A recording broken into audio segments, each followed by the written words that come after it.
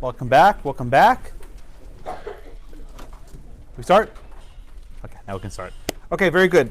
Please sign in for the attendance if you haven't already. Questions before we get started? No? Okay. Let's start with a poll question to try to bridge the gap between last class and this class. Let's see. All right. So here's your question. It's a true or false question. The question is this. If a buyer acquires a title defects, the title cannot be marketable. True or false? A buyer acquires the title defects, the title cannot be marketable. Please be here on time. Thank you. True or false? Another few seconds.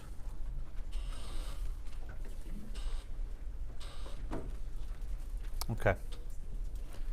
All right. Where did I finish off last time? No, which person? Who's last? If you don't know, I'm going to pick someone, so just raise your hand. All right, Andrew? All right, you're next. Did you go last time? No. Okay, you're next. If you don't remember, this way you have to keep track. Otherwise, I have to call people. I can't remember. It was both Michael. I have two classes in the same room, and it runs together very quickly. Andrew, what does it mean for a title to be marketable?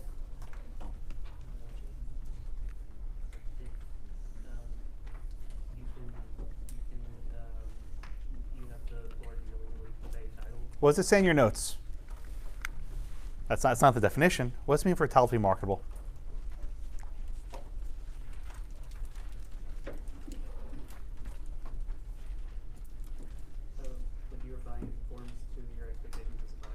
Okay, very good. As a general matter, if a title is marketable, what do you not have to worry about?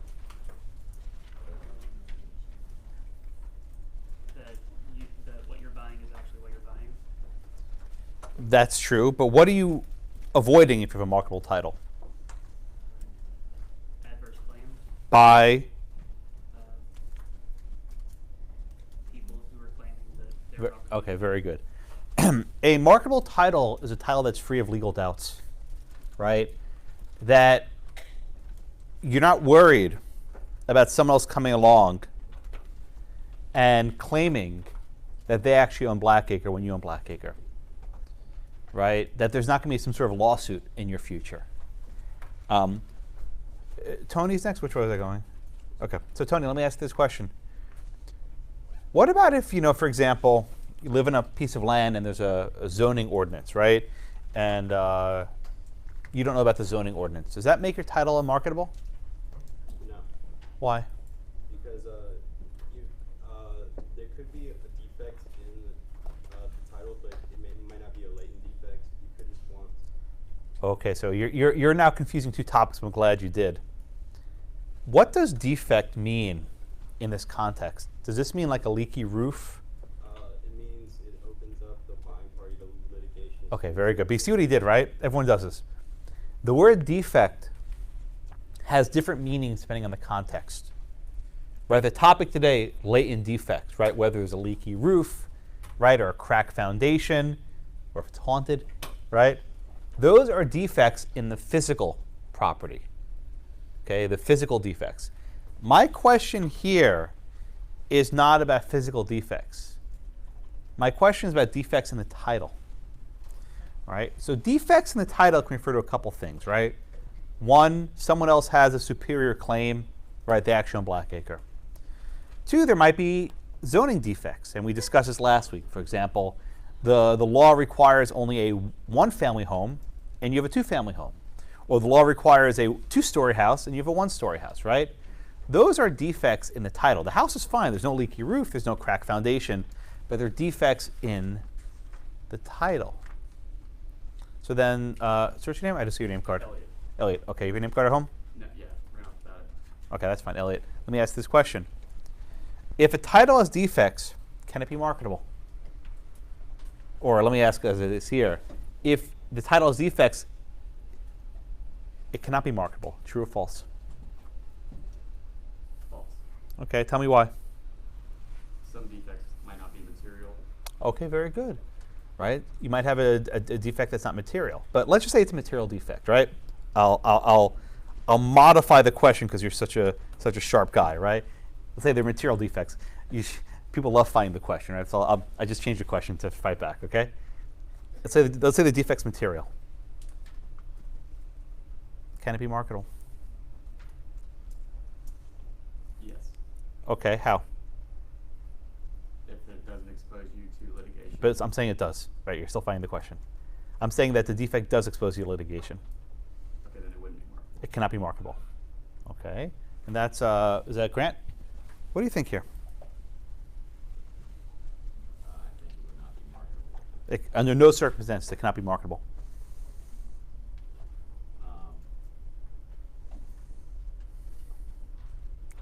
How do you get around this, right? Grant, let's say you have a piece of property and you know there's a defect in the title and you want to sell it. Are you saying that you simply can't sell it at all? What could you do? Fix the defect. Now, we're not talking about like a cracked foundation. We're talking about a title defect, right? That maybe someone else has a claim, which you might not be able to fix that. Like white title. What? Took white title. Well, let's say that the person doesn't want to go along, right? What's the easiest way to sell a piece of property if there's some sort of cloud over the title? You can do it. Fraud. Yes, you can engage in fraud. Okay, fine. By the way, on the exam, there will always be fraud. There will always be fraud, right? But Zach, let's say you're an honest guy, right? And you're not like Grant. Let's say you're an honest guy, and you know that there's some sort of cloud over the title, that someone else has a claim to it. How can you sell it? How can you give a marketable title? What could you do? You disclose. Disclosure. Disclosure cures not everything, but most things, right? So the answer here is false. Let's see how you guys did. Okay, very good. That's not bad. Almost 80% of you got this one right. The answer is false, precisely because disclosure can cure the defect, right? It doesn't like eliminate it, but it puts the other party in notice, hey, you're buying this. I can't give you a perfectly clean title, but I'm giving you with defects, right? Now, why is that marketable? Because a person is on notice that there might be litigation risks, right? They're on notice there might be litigation risks.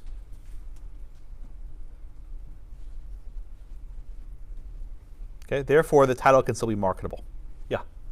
Last class you had used merchantable and marketable. They're synonyms, right? And you'll see them differently, different jurisdictions. But it's like in contracts, right? Marketable, merchantable, it's the same thing. I prefer marketable because it's easier to say, but you'll see it both ways. Yes, sir? Is that similar to giving like a salvage title for a vehicle? Or different color title? I'll give you an analogy that might make more sense, right? We've all bought used cars before, right? When you see the sticker in the window that says as is, what does that mean? You're buying it as is, right? There's probably a lot of stuff wrong with that car. Now, why would someone buy an as is car that's cheaper, right? There's no warranty on it. Now, it's not exactly the same because when you're saying as is, you're saying, look, there might be some problems. I don't know what they are, but just take it as it is. This is a little bit different because you have to give specifically what the defect is. You say, look, John over there has an interest in Blackacre. He says he has a life estate, right? You have to spell it out. Or, look, this property is in violation of a zoning ordinance. Here's the zoning ordinance. This is what's in violation. You have to spell it out with precision. You can't just say, yeah, there's some stuff wrong with it, whatever, right? You have to put the buyer on notice of what he's walking into. And so it's a little bit different than the as-is, the auto example you gave. But it's in the ballpark, same idea. But the reason why you would buy a title that's so cheap, why a title with defects is it's cheap. Right, you're taking a risk. You're hoping, well, maybe the other guy won't show up, or oh, maybe the government won't actually enforce it. But you're not stuck with the property. You can still sell it so long as you disclose it. Of course, I think Grant's probably give the right answer. You commit fraud, and you basically say, yeah, just pretend it's not there. But look, if you knowingly sell a piece of property for fraud, then you might get in trouble later. Okay, so any questions with that question? I want to go back and do some of the reading the questions from last week. I didn't get a chance to finish it. If you go to page 574, okay. How do I close this thing? Okay, end class. Okay, if you go to page 574 at the bottom, there's some questions. It begins O. Sorry, what's your name? Natalie? Natalie, have you your name card? No, I wasn't here when you had. Can you just come to my office later and get one? Yeah, of course. Thank you. Natalie, read for me just the first paragraph which says, "Oh, owner of Blackacre." Owner of Blackacre executes the orders of deed of Blackacre to her daughter A as a gift. The deed is not Okay, don't worry about recording yet. We'll talk about recording a lot later, but just don't worry about that yet. All right, go on, please. Subsequently, O tells A that she would like Blackacre back. And A, beautiful daughter, hands the deed back to O and says, the land is yours again. O tears up the deed. Who owns Blackacre? Okay, this land is your land, right? We have here a gift, and I think you studied gifts in your first term of property. So O gives a deed to Blackacre as a gift. Now, Natalie, what's special about the fact they gave her a written deed? What does that Well, the deed satisfies the statute of frauds. exactly, right? The deed satisfies the statute of frauds, right? You need a writing to convey property. Now, Natalie just finishes it up. The next sentence, A hands the deed back, says, this land is your land, right? And just rips up the deed. What's the effect of ripping up the deed and handing the thing back? Does that matter? No. Why not? Would it be because we can't modify that? Because, Because of you just said it. the statute of frauds, yeah. She's right, the statute of frauds, okay. Oral, right? An oral promising of land is not enforceable. Merely handing the deed back has no legal effect. Right, so the land, right, stays with A, who's a dutiful daughter. Okay? All right, any questions about one? Is that Mackenzie? Yeah. You want to read the next paragraph, which is suppose that instead?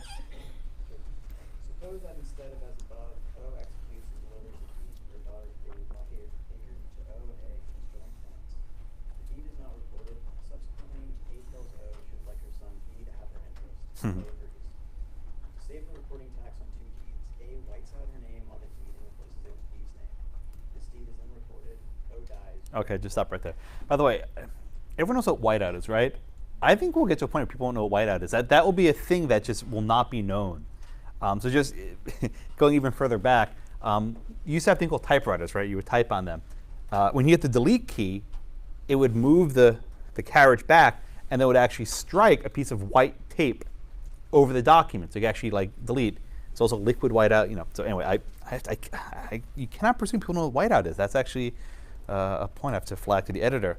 Anyway, so Mackenzie, does whiting out the name of A affect this conveyance of property? What do you think? Imagine not. You're right. Why not? For the same reason Natalie gave. Yes, you need a written instrument, right? So whenever you look at a question on the exam or wherever else, always pay attention to how people try to avoid the statute of frauds, right? They give an oral promise, or they maybe rip up a contract, or they use whiteout, right? None of that stuff counts. Right, you always see movies where they rip up a contract. Ha ha ha, it doesn't mean anything, right? Because it's still effective. You rip up a piece of paper, it's utterly irrelevant. Okay? Okay. Everyone with me? Okay. Our next topic discusses defects. And I want to make this point clear. I said this to Tony a minute ago, but I want to make this point very directly. The word defect has a different meaning depending on the context. When we're talking about a title, a defect in title,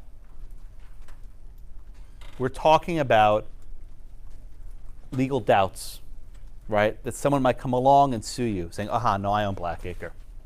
Or the government might come along and sue you, saying you're in violation of our zoning laws, right? Defects in title concern whether the land is marketable, right? So whenever you use the phrase defects in the context of a title, you have to think of, is this title marketable? Okay? All right. Our next topic is different. We're not talking about defects on the title. We're talking about physical defects, that is, actual deficiencies in a piece of property, right? That you can actually see, or maybe ghosts. I don't know if you can see them, but you can generally see them. Okay. So, for example, I bought a house last year. We had some issues with the air conditioner. The air conditioner was broken, right? Okay. I mean, not the end of the world, but it was a defect. And when you have a defect, you can either negotiate the payment price, or the buyer agrees to fix it, or the seller agrees to fix it. You can do different things, right? So I'm not concerned about defects that are easy to see. Our topic today is latent defects. Matt, tell me, Matt, what is a latent defect? Something on common inspection not usually defined. Okay, very good. The concept of latent defects is based on a reasonableness standard, right? Would a reasonable person who's inspecting this property notice this issue? The most common example of a latent defect is a leaky roof. Why? You don't know the roof is leaky till it rains, right? It's very hard to figure if I guess you can do it, but I guess it's very hard to figure out if there's leaks until water comes in. I actually moved into an apartment some years ago after I graduated law school, and the day I moved in, there was this ginormous storm. It was like the storm of the century in Louisville. It was like the biggest storm, and I had flooding. I was like, okay, I just moved in. There's flooding coming in, right, the same day. And so it turned out there was never flooding again. There was like a freak storm, but we had this issue. Okay. Another common latent defect might be a cracked foundation, which again is the sort of thing that you don't know till it's too late, right? Because there's a crack in the foundation 10 feet under your house may just sink into the ground. Another example of a latent defect might be termites. Now, you can sometimes find termites, but sometimes you can't. They're not always visible on the outside. Sometimes maybe they're inside the wood, and they're slowly chewing away at the frame of your house. Okay, so these sorts of defects are generally not visible to a reasonable inspection. Ethan? Ethan, what was the common law standard with respect to latent defects? What's that? It's a Latin phrase I'm looking for. What's that? What was the common law standard for latent defects? Yeah, very good. Caveat emptor, right? Caveat emptor. All right. What does that mean, Ethan? Caveat emptor.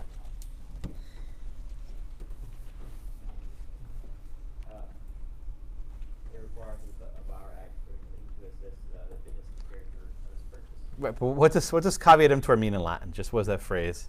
It's a phrase we probably use all the time. Just one at a time. One at a time. Let them get it. I can hear everything.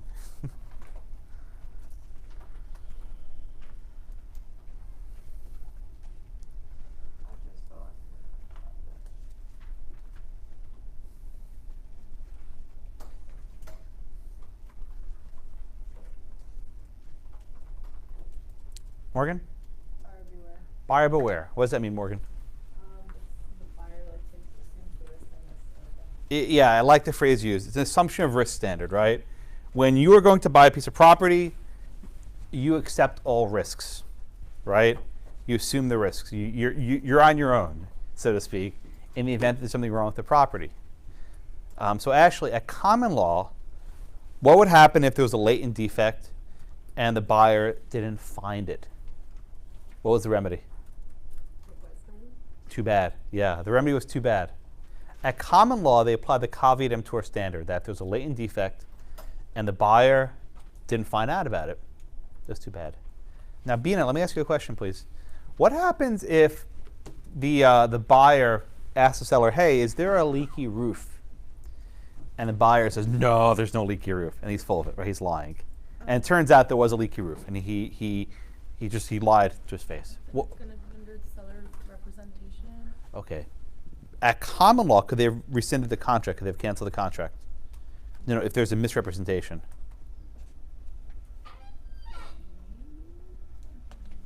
What do you think?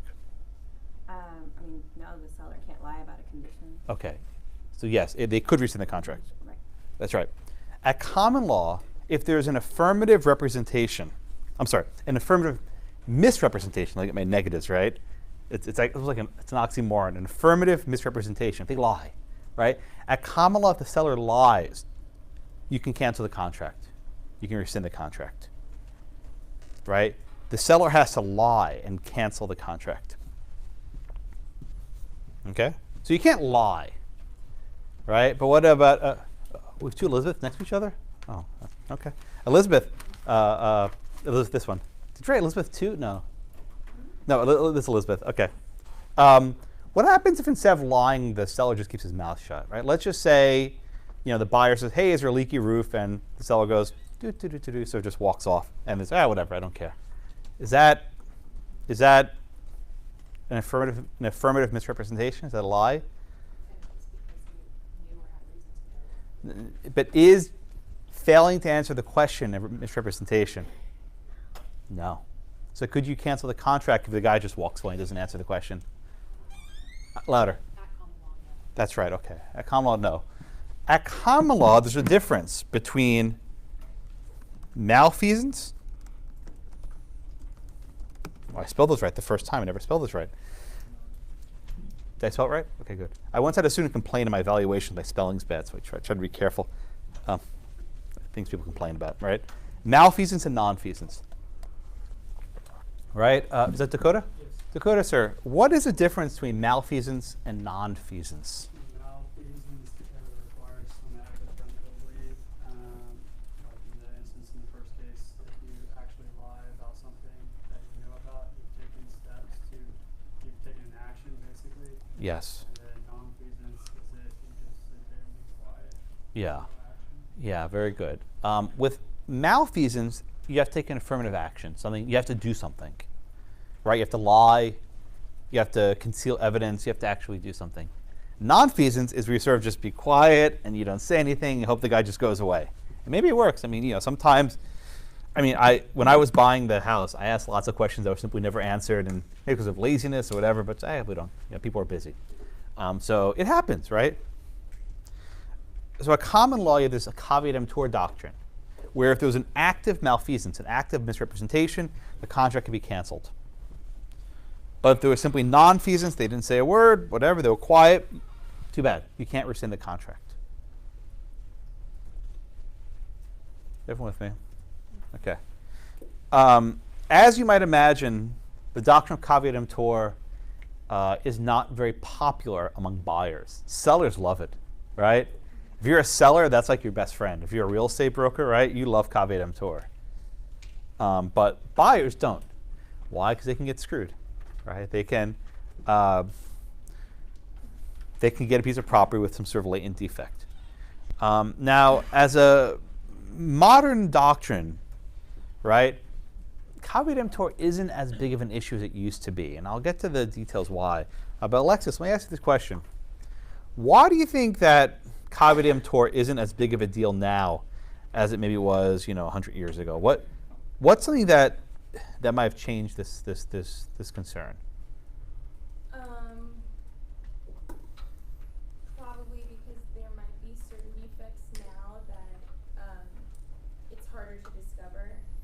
Well, if it's, what do you have to do now, Alexis, to buy a house? What's that long thing you have to go through that we talked about last week? The contract.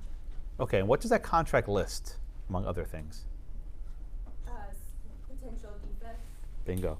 The modern contract lists not every, but almost every conceivable defect that there can be, right? Is there lead paint, right? Is there a leaky roof? Is there this? Is there that? So in order to actually buy the house, right, to go through the process, the seller has to disclose just about everything. Now, there might be stuff that you're not thinking of, like ghosts, for example, right? Right? The ghosts may not be listed as a standard defect, It's not going to be on a form, which is why this was such a funny case. But for most other stuff, it's going to be listed on the form. So as a result, caveat emptor is not as big of a doctrine today as it once was. But still, courts have, how should I say, relaxed the doctrine. Caveat emptor is a judge-made doctrine. As a result, judges can unmake it, or undo it, as it were. And the trend of the 20th century, I think is reflected in the New York and the Florida cases, is to soften caveat emptor, is to create exceptions to the doctrine, where maybe the seller can be responsible for keeping quiet, right? Where maybe the seller should be on the hook for keeping his mouth shut. Okay, everyone with me? All right, so the first case is just, it's a hoot. I would love to teach this case on Halloween. It just never works out with the timing, but I think it's would be a good Halloween case. Is that Courtney? Yes. All right, Courtney, you want to give me the facts, please, in our first case? Stambovsky versus Ackley. What a great name, too. So it was a buyer and seller of a residential home. Where Okay. Buyer did not, or buyer later found out that the house was claimed to be haunted. Oh, you said claim. Now people say it's haunted versus claimed to be haunted. I won't ask this, but I used to ask. I stopped. I'm not going to. You don't have to raise your hands, but would you be willing to pay less for a house that's haunted? Some people say, "Oh, of course I take the discount." Now, would you be willing to buy a house that was haunted? No. The other question is, would you buy a house that someone died in? Would you buy a house that someone was murdered in?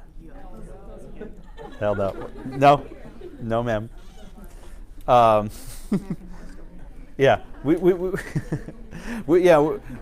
I used to ask people to raise their hands, and one girl was like, "I lived in a haunted house," and like I didn't want to embarrass her, so I stopped asking the question. But you know, this is a sensitive issue, which I think people disagree on vigorously. But you know, would you buy a house that was rumored to be haunted? Would you buy a house that was a person died in?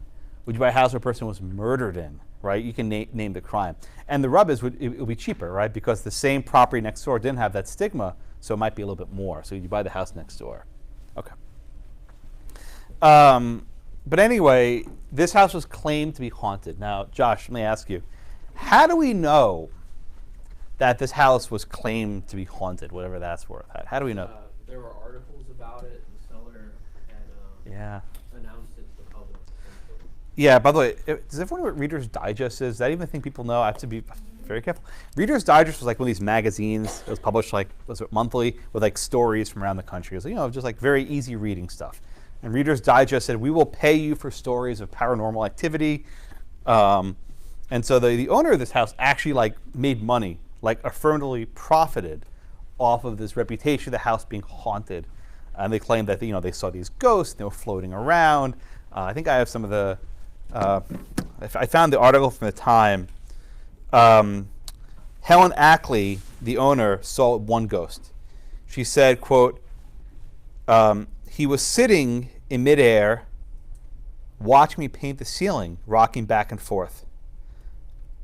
I asked if he approved of what we were doing to the house, if the colors were his liking. He," that is the ghost, "nodded and smiled." Some people are laughing, some people are petrified. I'll just leave it there, right? By the way, the house was later painted pink. It does not look that scary when it's pink, does it? Like I was thinking of like the Beetlejuice house, right? This is very, very different. Miss Ackley also said that the ghost would waltz into her daughter's room, right? She said, "We don't know whether or not the ghost was the one who woke my children up by shaking the bed." Give me a break, okay? Ghost number 3, sorry, I'm too judgmental. Ghost number 3 was a Navy lieutenant from the American Revolution. "My son saw him eyeball to eyeball outside the basement door." Okay. Okay, whatever.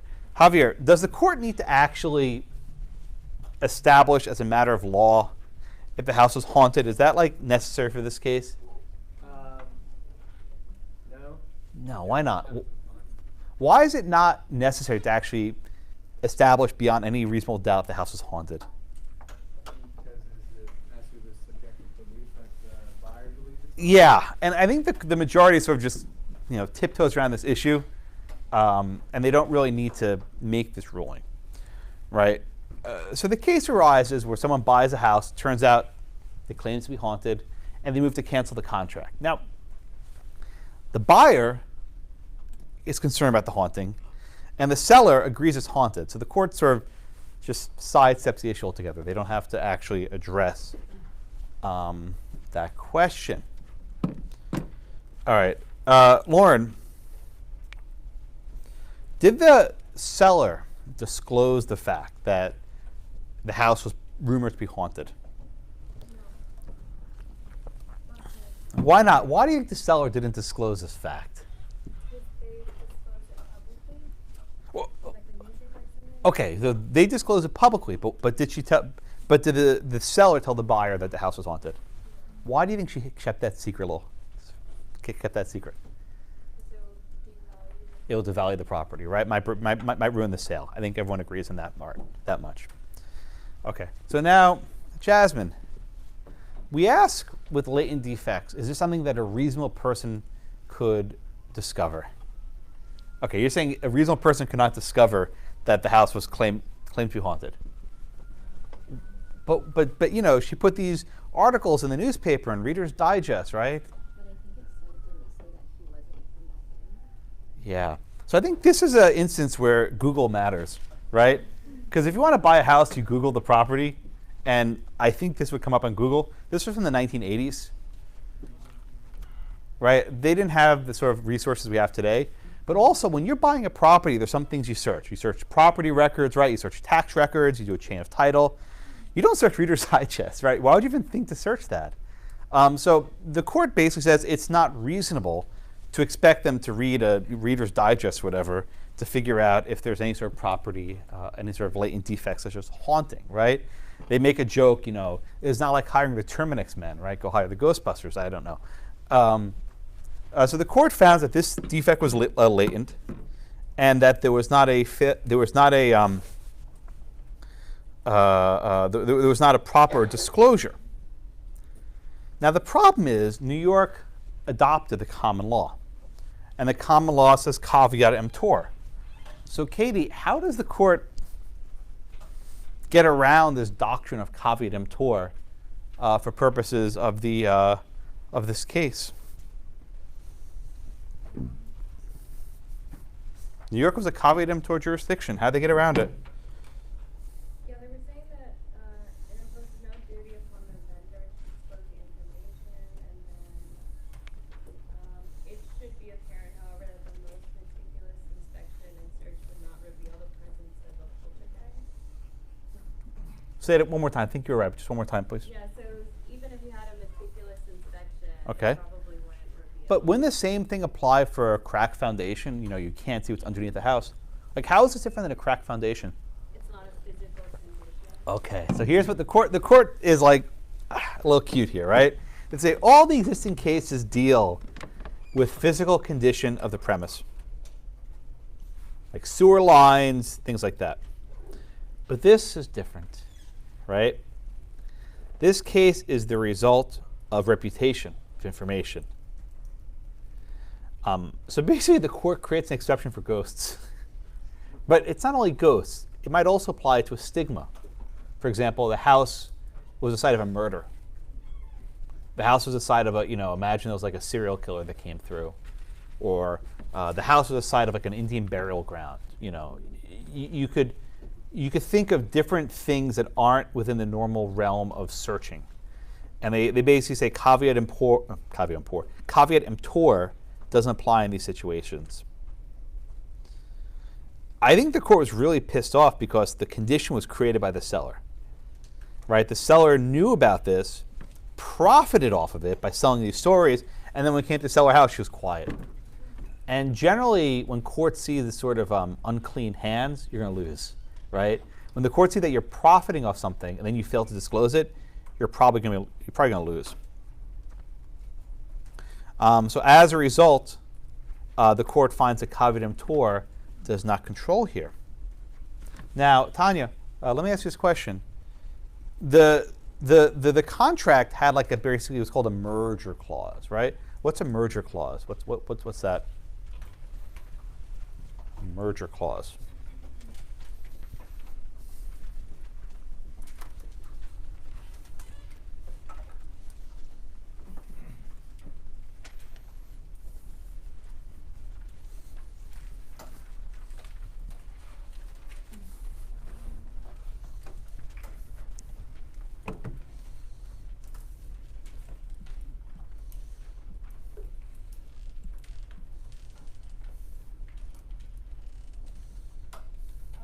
The defendant,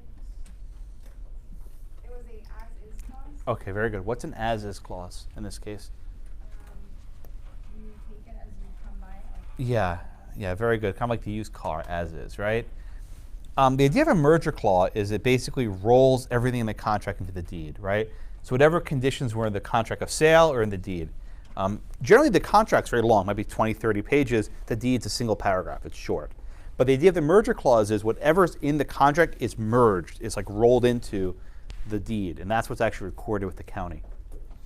But what about the as-is clause, Tanya? Does that change the case here? Is that enough?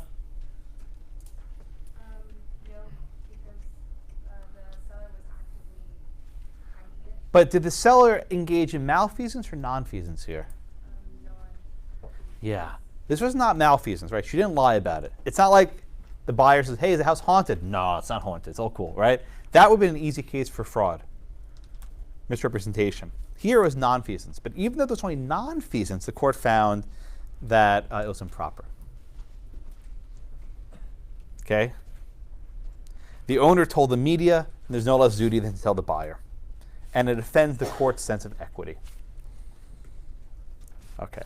So any questions in the majority, right? It's not a weird opinion. Oh, my favorite, when the court says, if the poltergeist was there, the house was not vacant. I laugh at that one every year. This judge, man, I heard someone talking about puns earlier. You know, I feel it. I mean, just some of the puns, I'm a punster, and some of these are just really, really bad. The phantasmal reputation, ghost of a chance, spirit of equity, elusive if not ephemeral. He quotes from Hamlet with the ghost scene. Who are you going to call? Ghostbusters, right? Haunting is a hobgoblin which we exorcise from the body of legal precedent and laid quietly to rest. Unearth property's ghoulish reputation. Oh, okay. Yeah, I go back and forth because I like, in my earlier writing, you see a lot more puns and flowery language, and I stopped because it distracts. Like, look how smart I am. And so I try not to use him too much. But this judge really wanted everyone to know how smart he was. Or maybe it was a law clerk. I don't know. But this judge had a sense of humor, I think. Okay. Everyone with me? All right. So that's the majority. I don't know how much weight this case actually has because it's such a weird fact pattern. But a lot of states have enacted laws that make it a duty to disclose stigma. Right? And it's not just haunting, but it's mostly if this has been the site of a murder, right? Or like some sort of gruesome accident. People may not want to live there. Okay, Katya, what's the dissent's argument? Dissent's real brief. What does the dissent contend?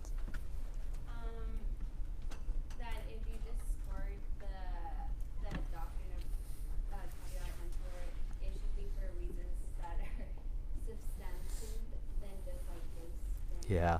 In other words, the court shouldn't abandon caveat emptor in such a silly case, right? This is something that maybe the legislature could fix otherwise, but the court shouldn't simply, go off on their own here. Okay. Everyone with me? All right. Any questions on Stambovsky? A hilarious case. The facts are great in that case, but it's a little bit unsatisfying.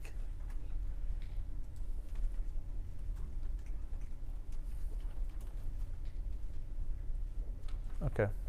Any questions on Stemboskie? No?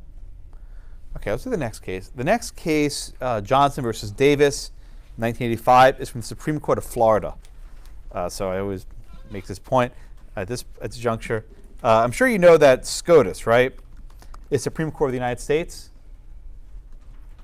Scofflaw, Supreme Court of Florida.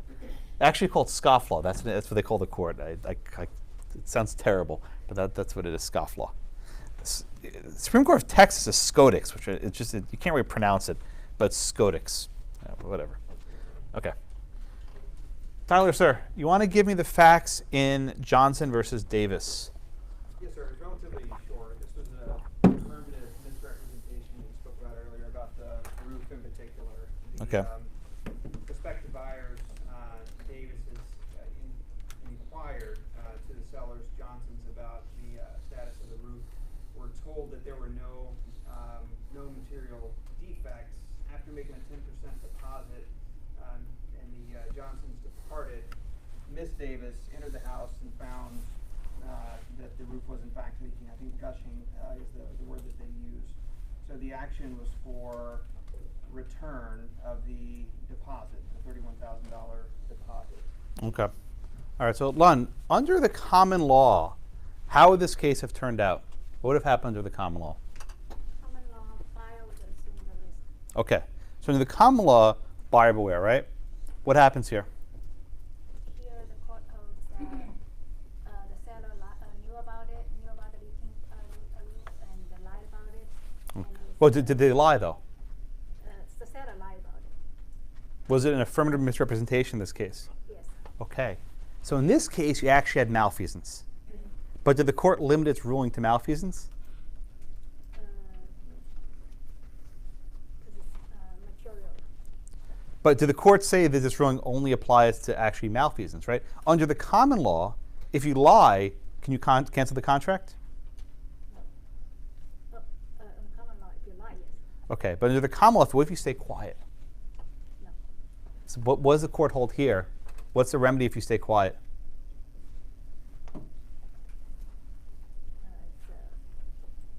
Yes, you can rescind the contract. You can rescind it. So here the court shifts the common law, right? The court shifts the common law, right? Under the common law, this is an easy case, right? The seller affirmatively represented that the roof was fine, lied, right? The seller lied. So you don't even need a decision from the Supreme Court about this, or the state. But instead, the court draws a distinction, right? They say, we're not going to do this malfeasance, nonfeasance stuff anymore, right? It's not going to matter. If you fail to disclose,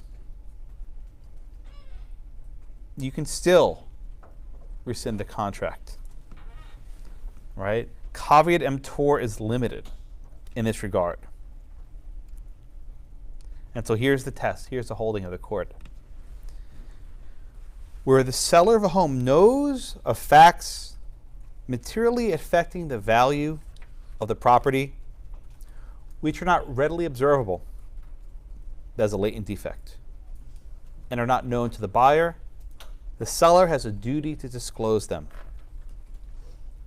Let's say it again. Where the seller of a home knows of facts materially affecting the value of the property which are not readily observable and are not known to the buyer, the seller is under a duty to disclose them to the buyer. In other words, even nonfeasance is fraud, right? So this court extends and basically abolishes the caveat emptor doctrine. And this decision might sound crazy, but this is consistent with how courts have ruled. Even the Texas courts have peeled back a caveat emptor. They've done it in a slightly different fashion.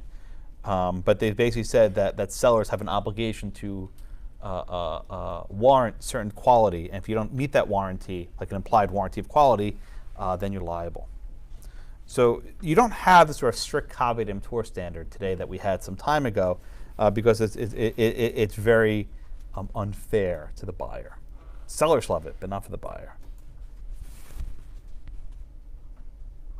Okay? All right, so questions. All right, so the two cases today concerning marketable title, right? You can always disclose defects to get around marketable title. But now the failure to disclose a defect, whether a defect to the title or a defect in the property, can still result in rescission if the defect is material. Okay.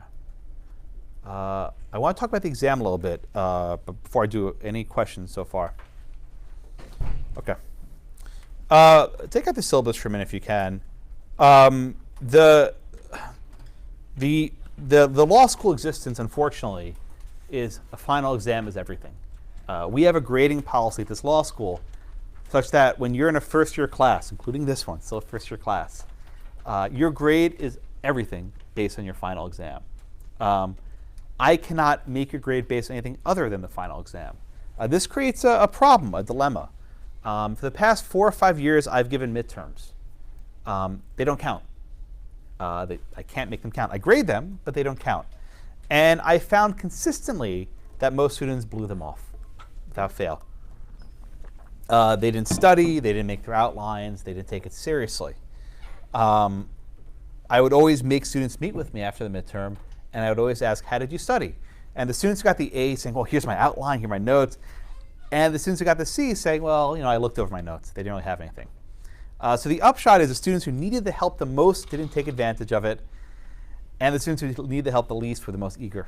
So I told the dean, and I'll tell you the same, I will revisit my policy on the midterms when we can actually grade you. Right? If I can make your midterm 10% of your final score, okay, now you take it seriously.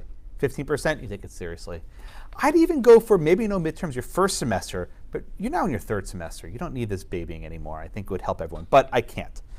So I'm not going to give an in-class midterm anymore. It's just a waste of class time. I can't commit the resources needed when no one takes it seriously. What I will do, I mean this sincerely, is you can take the midterm on your own. Right? If you go to this syllabus, you see a link for fall 28 midterms from last year, click that one. If you take it on your own and bring it to my class, print it out, my office, I will go over it with you.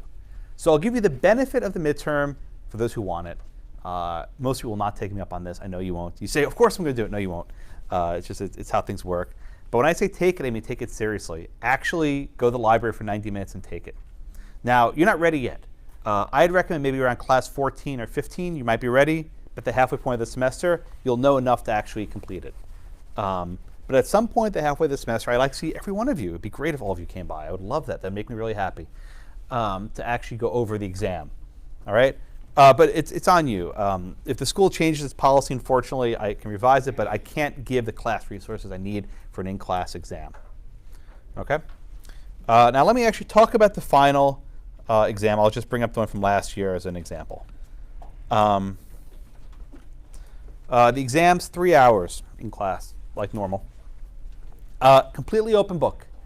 You can bring whatever you want. It will not help you. In fact, if during the exam you're flipping through your notes, you're probably not going to finish. Right? You can finish the exam with plenty of time left over if you understand the material. If you're digging through your outline, you're going to be in trouble. So one of the processes of this class is to actually make your outline in such a fashion that it can be used readily in the exam. We have a Langdell. Her name is Kendra. She will probably be here next week. I'll bring her by to introduce you to everyone, maybe even on Thursday, so you can say hi to her. But I encourage you to go to the Langdell sessions. They'll help you with taking notes, how to format your outline in ways that make it easier for you to address these questions. If you're walking with a bad outline, you're in trouble. And that's the other part of the midterm that makes it problematic. No one has your outline ready halfway through the semester. They just don't. So it's invariably, oh, just looking at my notes, which is not your outline. Your outline is something specific for the exam, which is why I think unless I can make it, if I made it 10%, you'd have your outline ready. My God. If it was a 15% of your final score, you'd be ready. Oh, we ready, right? You would be ready. You're not now, so I have to deal with what I got. Open book. The second thing to think about is there's a word limit. There are 2 parts. Each part has a 1,000 word limit. Now, Josh, why are you using a word limit? There are a lot of you, I know who you are, who can sit there and do this and type 5,000 words in an exam and vomit your entire outline onto a paper, praying, hoping that you touch on something that I'm looking for, right? I know who you are. You're all smiling. You're smirking, right? You made it through the first year. You did great. It doesn't work here, right? I don't want you to vomit on the page. That's not useful. You're going to have to take care to actually think about the question and answer them carefully. And that's what the word limit does. It puts everyone in the same playing field. Whether you can write 5 million words or 1,000 words in an hour, you're on the same playing field. So there's 1,000 words for part 1, 1,000 words for part 2, 2,000 words total. Please do not go over this limit. If you go over 2,000 words, I will stop reading. Actually, if you go over 1,000 words, I stop reading. Your software has a word count feature. Please use it. Do not handwrite it. It puts you at a serious disadvantage to handwrite the exam. You will all be taking the bar in about 2 years or so. Don't handwrite the bar. I don't know why anyone would do that to themselves. Just type. If you don't know how to type, learn. It's a useful skill for all lawyers to have. No, truly, I've had students who, if they're second career students, they just never learn to type. They type really slow. They can write quicker by hand. Learn to type. It will make your life a lot easier. I'll mention this once. Use the word count, not the character count. Every year, one student uses a character count. 1,000 characters is like 5 text messages, okay? It's a couple sentences. And I swear, it breaks my heart because there's a bright student, they panic, and, oh my God, 1,000 characters, and they just delete everything they had. It happens every year, and it kills me because that's an F, right? You give me 5 sentences, you fail. So please don't do that. I'm warning you now, just don't do it, but please, I don't want to have to see it. One of you will. It's going to happen. Someone will panic, but I'm giving you due warning with every caution I can possibly give you. Okay, open book, printed. You can't bring your tablet, whatever, but any book, any outline, any supplement, horn book, I don't care, it will not help you. But you can bring it if it makes you feel better. Having this huge stack next to you, maybe create like a wall between your neighbors, more privacy, I don't know. You can bring it, it will not help you. Okay. The exam has 2 parts. Part 1 is 50%, and part 2 is 50%. Each part has 5 questions. So this is part 1, question number 1, question number 2, question 3, 4, and 5. Grading is very straightforward. I grade each question on a scale of 1 to 10. If you get 10, 10, 10, 10, 10, you get perfect 50. Never happened before, maybe it will this year, but never had a perfect 50. 48, 49, but never 50. Josh, what makes a 10 versus a 9 versus an 8 versus a 7? Let me explain it like this. We learn in this class a lot of cases. I think we'll have about 100 cases by the time we're done. When I write a question, I take a case you studied and I twist the facts around a little bit. I shape it. I modify it. I make it a little bit different, right? And the reason why I do this is to ensure that you can actually spot facts. If I just give you a case that's, an exam question that's exactly like what we did in class, there's nothing new for you to learn. So I twist things around. What I want you to see is say, aha, this fact pattern is like Manila Vygotsky, but it's different in this regard. Or this exam question is similar to Van Valkenburg, but it's different in this way, right? I want you to actually tell me how the question before you distinguishes from a case we studied, right? That shows me you've not only memorized the cases, but you understand them well enough to actually distinguish cases. That's what lawyers do. They say, well, here's this adverse precedent, but our case is different. That's some of the main toolkits of an attorney, right? That makes it 10, right? Can you actually explain why this case is similar to a different? We also have policy considerations, right? We think of, we're promoting fairness or certainty, right? We think of maybe the Fox case from last semester that you're familiar with, right? Do we want a rule that rewards people who are using property? We want to reward people who, own it, right? The record owner, Mr. Robinson or the Bank of America. Who are we supporting here? Those sorts of factors play in to what makes a 10 versus a 9 versus a 7 versus a 6. Generally, if you just get the right case, maybe 7 or 8, right? If you're like in the remote ballpark, 5 or 6. If you leave it blank, 0, right? So there's a gradient. I've also posted all the old A+ answers, so you can see what I'm looking for. By the way, the A+ are not perfect. I've never once given 100 in any class. It's never happened. Usually the A+ is somewhere in the low 90s. That's usually how the curve breaks, 91, 92. So don't pretend that the A+ is perfect. And when I give you the memo, I give you all these issues which I think about, but people don't get. Sometimes people think of issues I didn't think of. It happens every year. But the fact patterns are open-ended. All right, so keep in mind that there are 5 questions. Keep in mind timing.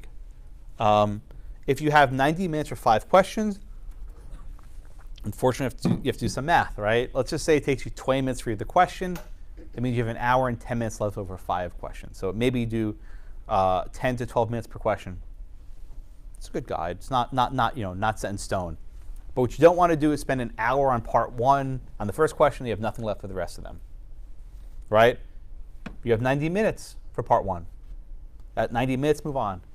If you spend 2 hours in part 1 and 1 hour in part 2, you're in trouble because they're worth the same amount of points. Don't run out of time, right? Even if you put down a lousy answer because you're running short on time, go on to the next one. Maybe you know topic B better than topic A, right? They're not all equally difficult to you. They are equally weighted, though. Any questions so far? Pay very close attention to the prompt of the question, right? Put the instructions. The reason why it's pay attention to the prompt is I give you important stuff. So I'll usually say that there's a case affecting, this was a Frozen question. Elsa and Anna on Ice Acre. And I've ruined far too many Disney movies, so there are a lot of bad Disney movies. You'll see. I once had a Coco question. People were very mad at me. So you have Elsa and Anna and Ice Acre and Sun Acre, right? Write down the names of the property, right? So you know what you're looking for. This court applies all common law American rules bound by the Constitution with a 5-year statute of limitations. Giving you this information is essential. We have some modern rules and some common law rules. The answer will be different depending which law you apply. You're applying caveat emptor or the sort of more modern modern requirement to disclose. Just a hint.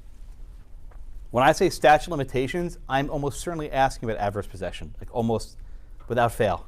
Not always, but it's almost always an adverse possession question somewhere. So if you see a statute of limitations, you know what the deal is. Okay.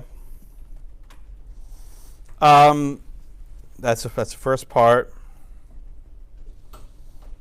Okay. The second one, you're in a made-up city, Gotham District Court with American common law rules, a race notice statute, and Texas law. So I can mix and match. I'll say you might have New Jersey adverse possession laws and Florida caveat emptor laws. I can be creative. I can make up the jurisdictions, right?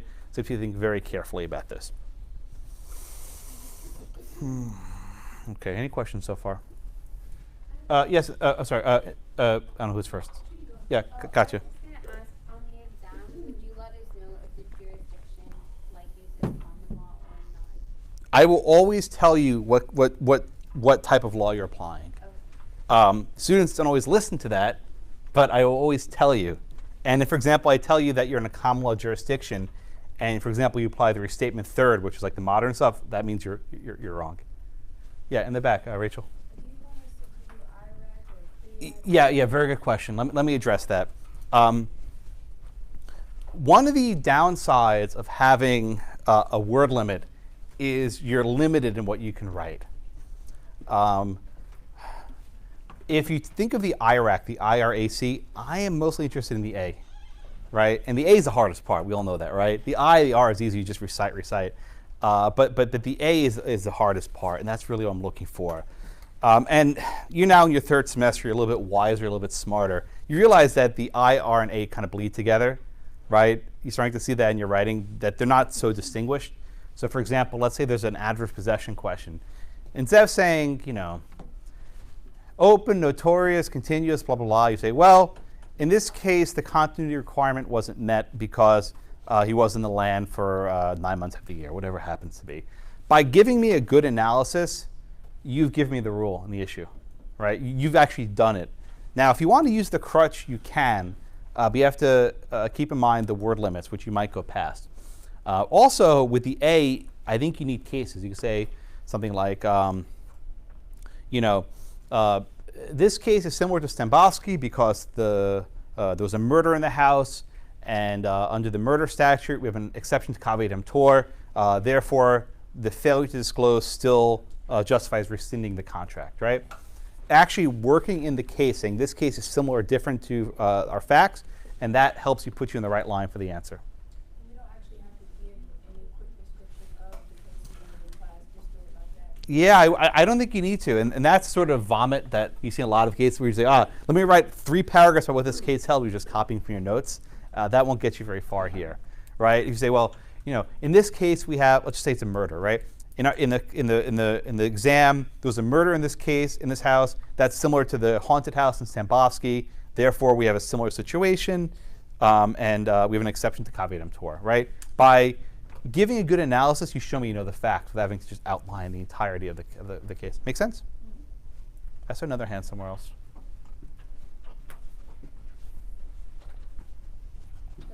So Yeah, go ahead.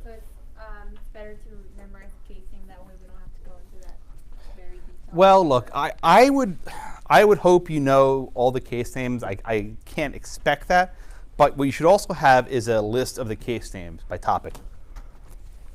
In fact, I actually gave you such a list. You didn't realize there. It's called the syllabus, right? I mean, I'm not being so sarcastic, but the syllabus lists all the cases by topic, right? A lot of students base their outlines on the syllabus. I think that's a useful approach. So you might say, oh, what was the name of that ghost case, right? What was the name of the case with the leaky roof, right? If you want to put a 1-sentence summary of the facts next to a case name, that might jog your memory. So, what was the name of that case where they were on the property and he kept crossing over to get to the garden? Oh, Van Valkenburg, right? So you need just enough facts on your outline to help jog your memory and make you remember what the facts are. But having a 3-page summary of a case is not going to help you because you can't read through it quickly enough.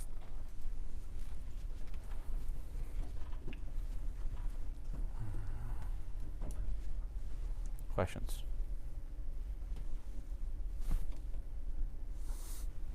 All right, and so here's what I do want to find out, because I do want to have office hours that actually are useful for you. Just general, on Tuesdays and Thursdays, just one person, I don't need everyone, but just what times would generally work on Tuesdays and Thursdays are free for people? Just one person raise your hand. Yeah. I know for those of us that are also having to take evidence, we finish at 3:30. Sorry, 3:30. Okay. And then we don't begin our first class until 10:40 The next day. today. 10:40 p.m.? No. In the morning. Okay, so you start at 10:40. So 10:40 till when? To 3:30.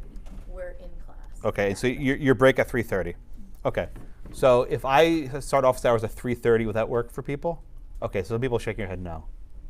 Well, some of us took evidence over the summer, so we're out at 2, so then. So you're free at 2? Some of the ones that. Aha. took evidence are free. So, like 2 to 4? That. Some of us have wills until 5:10. Okay. How many have wills till 5:10? Oh, that's not bad. Only 3 of you?